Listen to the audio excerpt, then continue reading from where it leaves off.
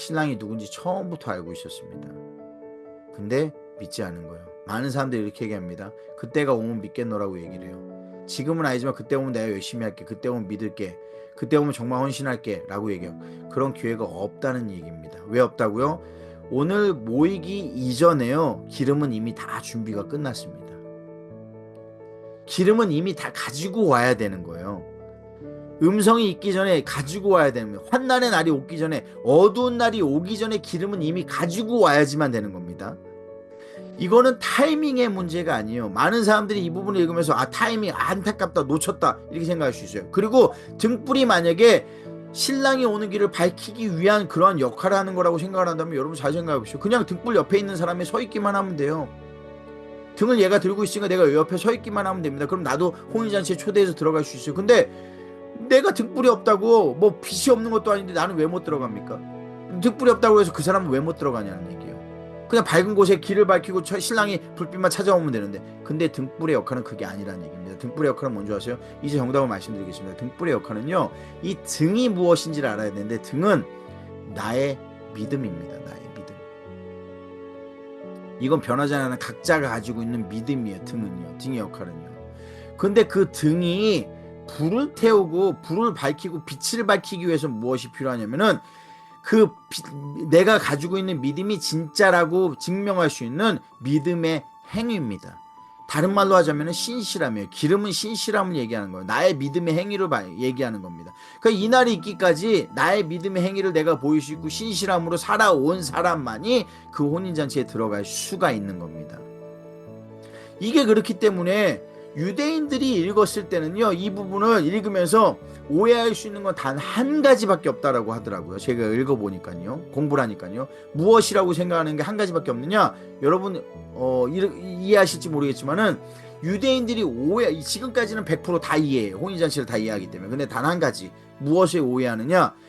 이 기름을 유대인들은 율법으로 해석할 수 있다는 얘기예요. 기름은 율법을 가진 자만이 이 믿음을 태울 수 있고 믿음을 보여줄 수 있다라고 생각할 수 있다는 얘기예요. 근데 그건 아니에요. 그렇지 않습니다. 왜냐? 율법을 폐하신 게 아니라 율법을 대체하신 거예요. 율법을 완성하신 거예요. 주님께서요. 율법을 완성하심으로써 믿음을 보이는 것으로 우리가 구원을 받는 것이거든요. 그렇기 때문에 여기에 나와 있는 신부를 부르는 것이 아니라 처녀들입니다. 이들은 다른 말로 하자면요, 많은 제자들을 부르셨지만은 그 제자들 중에서 주님의 뜻에 따라 믿음을 행한 그 많은 종의 이야기가 24장에 보면 계속 똑같은 얘기가 나오거든요. 종과 주인에 대한 얘기가 나오거든요.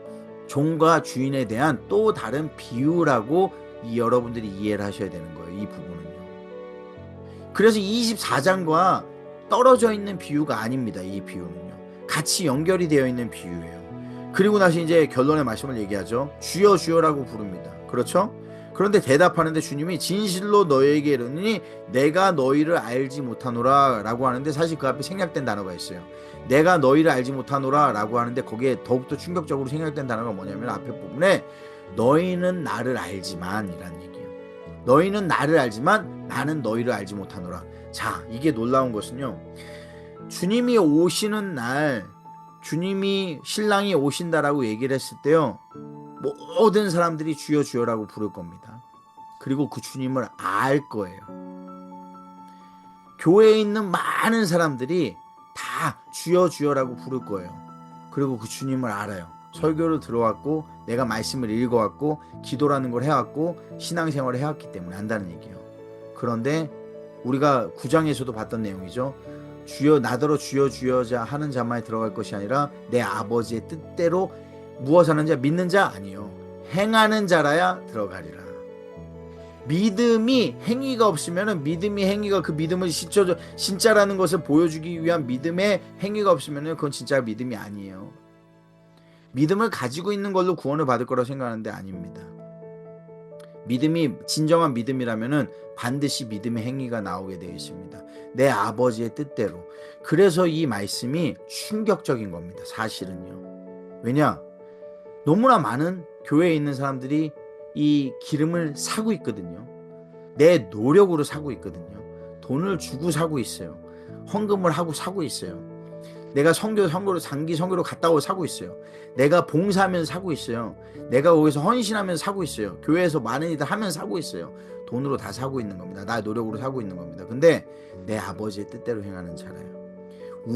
그들이 나는 주님이 얘기하신다는 거예요. 너희는 나를 알지만 나는 너희를 모른다는 얘기예요. 그래서 13절에 보면 그런즉 깨어있으라 너희는 그날과 그때를 알지 못하느니라 라고 하는 말씀으로 결론이 나옵니다.